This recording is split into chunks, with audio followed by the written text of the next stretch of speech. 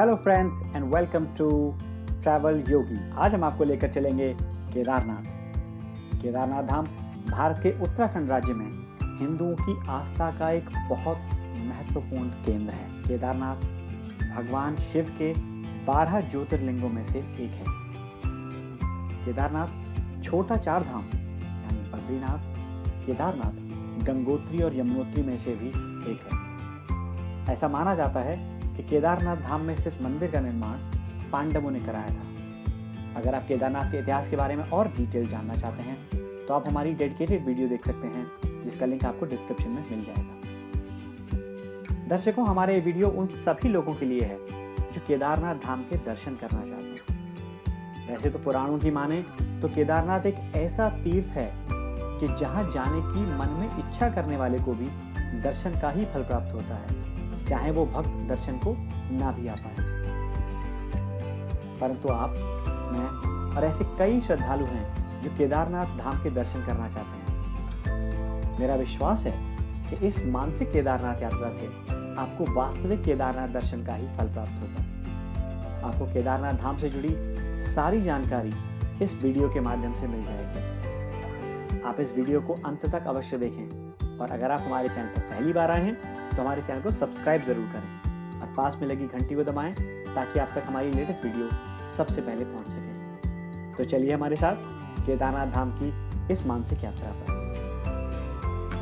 सबसे पहले यात्रा से पूर्व की तैयारी। सबसे पहले बात करते हैं यात्रा से पहले की तैयारी की। केदारनाथ की यात्रा बाकी तीर्थ स्थानों की यात्रा से बिल्कुल अलग है।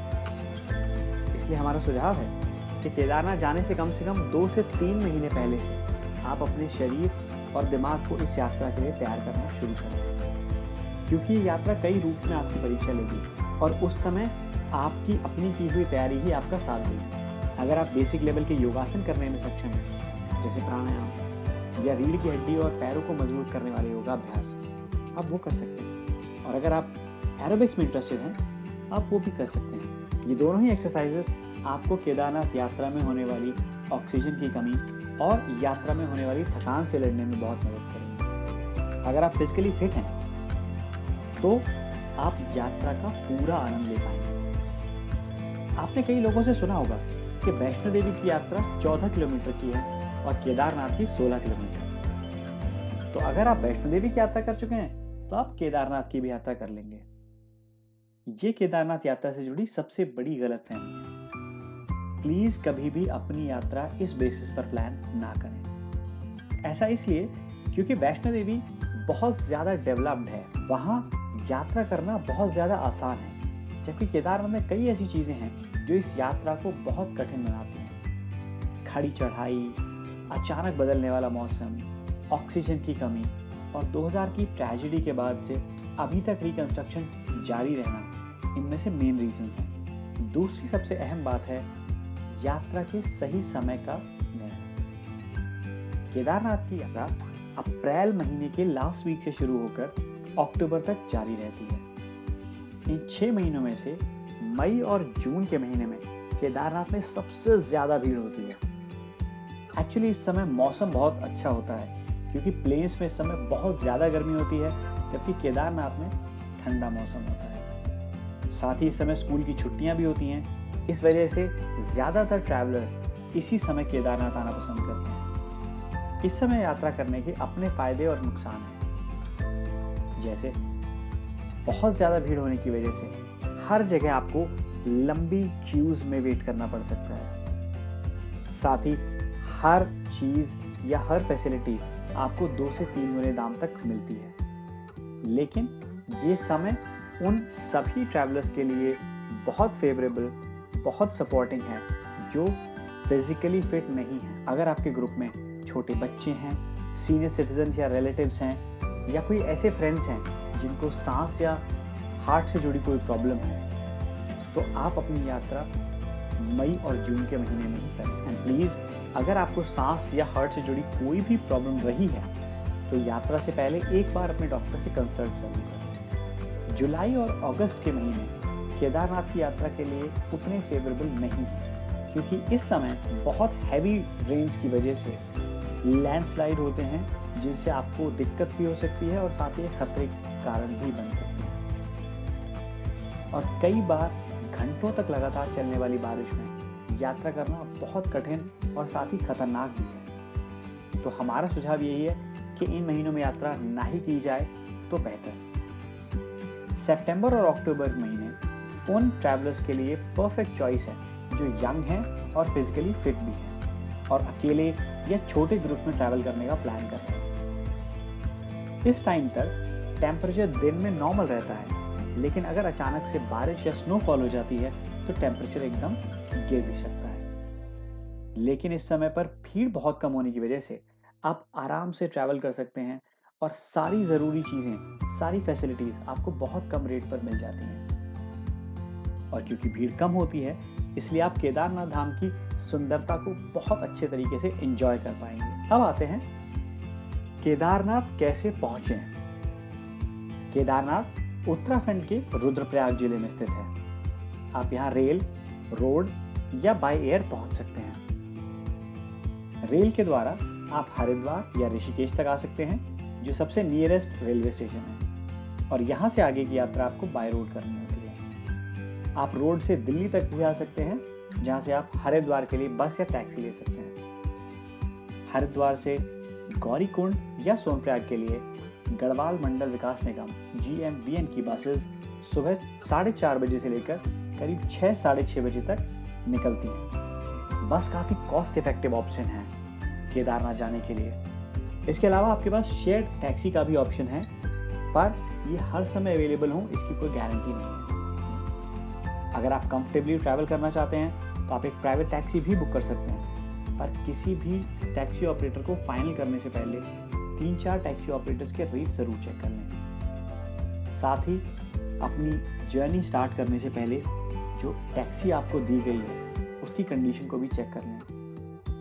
टैक्सी बुकिंग के बारे में ज़्यादा डिटेल जानने के लिए आप हमारा वीडियो देख सकते हैं टैक्सी टू केदारनाथ। लिंक आपको डिस्क्रिप्शन में मिल जाएगा। 2013 की ट्रेजेडी के बाद से केदारनाथ जाने वाले सभी यात्रियों के लिए बायोमेट्रिक रजिस्ट्रेशन करना मैंडेटरी है। यह रजिस्ट्रेशन हरिद्वार, ऋषिकेश, पाटा, सोनप्रयाग और गौरीकुंड में कराया जा सकता है। ये फैसिलिटी उत्तराखंड टूरिज्म की तरफ से बिल्कुल फ्री है। बेटर है कि आप रजिस्ट्रेशन हरिद्वार में ही करा लें, क्योंकि हरिद्वार में 2 रजिस्ट्रेशन काउंटर रेलवे स्टेशन के बिल्कुल पास ही अवेलेबल हैं। एक काउंटर रेलवे स्टेशन पर ही है और दूसरा रोड क्रॉस करके राही मोटेल के कंपाउंड में। रजिस्ट्रेशन के लिए आपको सिर्फ एक मोबाइल नंबर और एक आईडी जैसे कि आधार, पैन कार्ड, वोटर आईडी या पासपोर्ट की जरूरत है। बायोमेट्रिक रजिस्ट्रेशन ऑनलाइन भी कराया जा सकता है। ऑनलाइन रजिस्ट्रेशन का लिंक आपको डिस्क्रिप्शन में मिल जाएगा। अगर आप हरिद्वार से गौरीकुंड के लिए अपनी यात्रा प्रारंभ कर रहे हैं तो कोशिश करें कि सुबह जल्दी से जल्दी निकलें, क्योंकि रास्ते में कई स्थानों पर ऑल वेदर 4 धाम हाईवे का काम चल रहा है और उसकी वजह से आपको बार बार रुकना पड़ सकता है। हरिद्वार से केदारनाथ की डिस्टेंस 235 किलोमीटर है। कोशिश करें कि रास्ते में जहाँ भी आप रुकें वहाँ कम से कम समय स्पेंड करें, क्योंकि ये छोटे छोटे स्टॉप आपको शाम को काफ़ी लेट करा सकते हैं। इसका रीज़न ये है कि पहाड़ों में कई बार अंधेरा होने के बाद लंबे जाम लग सकते हैं। हरिद्वार से आप ऋषिकेश, देवप्रयाग, श्रीनगर, रुद्रप्रयाग, अगस्त्यमुनि और गुप्तकाशी होते हुए सोनप्रयाग पहुँचते हैं। आप केदारनाथ जाने के लिए बाय एयर भी जा सकते हैं। केदारनाथ का nearest airport Dehradun jolly grant airport है। आपको देश के सभी बड़े शहरों से देहरादून की फ्लाइट्स मिल जाएंगी।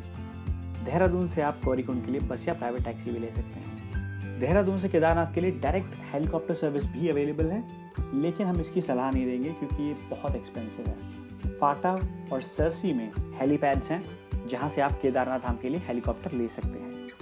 इसके अलावा और हेलीपैड्स गुप्तकाशी, सीतापुर में भी हैं। अगर आप हेलीकॉप्टर बुक करना चाहते हैं तो आपको उसकी सारी जानकारी हमारे वीडियो हेली टू केदारनाथ में मिल जाएगी। Link is in the description. Sonprayag के थोड़ा सा पहले फाटा और सरसी गांव है, जहां पर आप रुक सकते हैं। यहाँ आपको कई बजट होटल और गेस्ट हाउस मिल जाएंगे, जहाँ पर आप अपनी फैसिलिटी, अपने कंफर्ट और अपने बजट के अकॉर्डिंग रुक सकते हैं। आपको ये ऑप्शंस सोनप्रयाग में भी मिल जाएंगे, लेकिन सोनप्रयाग में होटल के ऑप्शन थोड़े से महंगे हैं। सीजन में एक सस्ते होटल में कमरा आपको 1000 से 1500 रुपये तक मिल जाएगा। वहीं अगर आप सितंबर या अक्टूबर महीने में केदारनाथ धाम की तरफ जा रहे हैं तो आपको ये कमरा शायद 500 से 800 रुपये तक में भी मिल जाए। रास्ते के लिए एक बहुत इंपॉर्टेंट टिप, अगर आपने अपने होटल की बुकिंग किसी भी ऑनलाइन पोर्टल के थ्रू कराई है तो प्लीज़ सबसे पहले अपने होटल को फ़ोन करें और कंफर्म करें कि वो होटल ऑनलाइन बुकिंग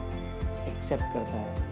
सीज़न के टाइम और कई बार ऑफ सीज़न में भी कई होटल्स ऑनलाइन बुकिंग एक्सेप्ट नहीं करते और आप बिल्कुल नहीं चाहेंगे कि आप पूरा दिन ट्रैवल करके फाटा, सरसी या सोनप्रयाग पहुँचें शाम को और आपका होटल आपको चेक इन करने से मना कर दे और आप फाटा, सरसी या सोनप्रयाग कहीं भी रुके हों, अपनी यात्रा अगले दिन सुबह जल्दी से जल्दी शुरू करने की कोशिश करें। क्योंकि अगर सीज़न टाइम है तो कई बार सोनप्रयाग से गौरीकुंड के लिए मिलने वाली जो शेयर टैक्सी है उसके लिए भी आपको काफ़ी वेट करना पड़ सकता है। सोनप्रयाग से गौरीकुंड का रास्ता करीब 5 किलोमीटर का है और शेयर टैक्सी में इसका किराया 20 रुपये पर पर्सन है। गौरीकुंड पहुँचकर स्टार्ट होता है केदारनाथ का 16 किलोमीटर का अमेजिंग ट्रैक। आप ट्रैकिंग के अलावा खच्चर, पिट्ठू या पालकी में भी ट्रैवल कर सकते हैं। अगर आप सोनप्रयाग से खच्चर लेते हैं तो इसका किराया 2500 रुपये पर पर्सन होता है, जबकि यदि आप खच्चर गौरीकुंड से लेंगे तो आपको इसके लिए 2300 रुपये पर पर्सन देने होंगे। खच्चर बुकिंग के लिए सोनप्रयाग और गौरीकुंड में काउंटर बने हुए हैं और यहाँ पर आपको यात्री की आईडी और साथ में खच्चर वाले की आईडी दिखानी होती है। 2013 की ट्रेजेडी के बाद से सिक्योरिटी रीजन से ये व्यवस्था शुरू की गई है। गौरीकुंड से जब आप ट्रैक स्टार्ट करते हैं केदारनाथ के लिए तो पूरे रास्ते में खाने पीने के लिए कई ऑप्शंस अवेलेबल हैं। रास्ते में कई छोटी छोटी दुकानें हैं और साथ ही कई GMBN के रेस्टोरेंट्स भी हैं जहाँ पर आपको सस्ता साफ खाना काफ़ी रीजनेबल प्राइस पर मिल जाएगा। यात्रा के दौरान आप इन छोटी छोटी बातों का ध्यान ज़रूर रखें ताकि आपकी यात्रा सुविधाजनक हो। ट्रैकिंग के दौरान अपने साथ थोड़ा पानी ज़रूर रखें और थोड़ा थोड़ा पानी थोड़े थोड़े समय पर पीते रहें। अगर आपकी एज ज़्यादा है और आपको सांस से जुड़ी कोई प्रॉब्लम है तो अपने साथ थोड़ा कपूर रखें और अकेले यात्रा ना करके किसी न किसी के साथ यात्रा करें। केदारनाथ का मौसम बहुत जल्दी बदल जाता है, इसलिए अपने पास रेनकोट ज़रूर रखें क्योंकि आपको उसकी ज़रूरत कभी भी पड़ सकती है। अपने साथ एक टॉर्च ज़रूर रखें। 2013 के बाद से अभी तक केदारनाथ में काफ़ी कंस्ट्रक्शन हुआ है और लगातार हो भी रहा है, पर अभी भी रास्ते की हालत बहुत अच्छी नहीं है। कई जगह रास्ते में स्ट्रीट लाइट्स नहीं है, तो अगर आप शाम के समय तक धाम नहीं पहुंच पाए और मौसम बिगड़ता है तो आप परेशानी में पड़ सकते हैं। रास्ते में कई जगह ऐसी हैं जहां स्ट्रीट लाइट्स बिल्कुल नहीं है और वहां के लिए मोबाइल टॉर्च की लाइट इज़ नॉट सफिशिएंट। बुजुर्ग और छोटे बच्चों को कभी अकेला ना छोड़ें। अगर ट्रैकिंग के दौरान बारिश हो रही है तो किसी भी दुकान या रेन शेल्टर में रुक जाएं क्योंकि बारिश के समय रास्तों में बहुत फिसलन हो सकती है। पूरी ट्रैकिंग के टाइम आपको एक खूबसूरत नेचुरल ब्यूटी देखने को मिलती है।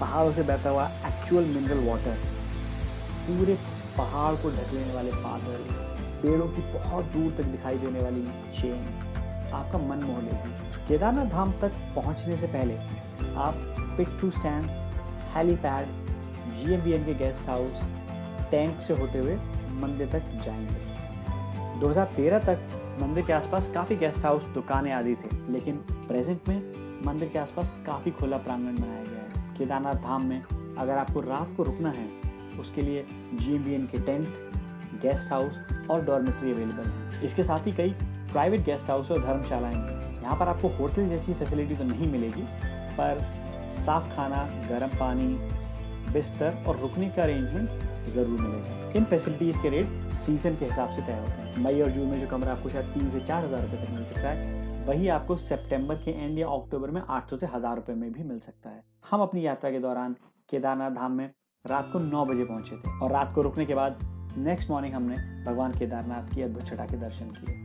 नमो नमो शंकरा, भोलेनाथ शंकरा, जय त्रिलोकनाथ शंभुरे शिवाय शंकरा। नमो नमो शंकरा, भोलेनाथ शंकरा, रुद्रदेव हे Maheshwara. Namo Namo Shankara.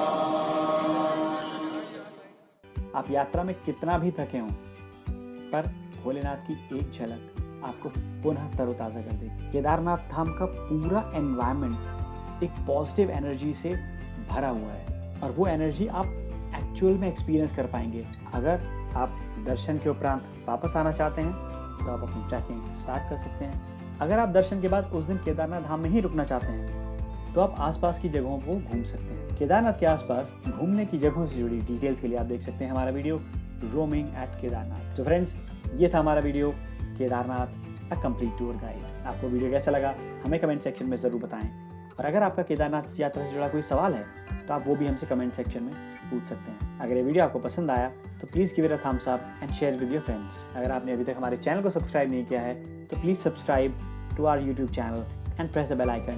Never miss a video from Travel Yogi. Until next time, travel while you can.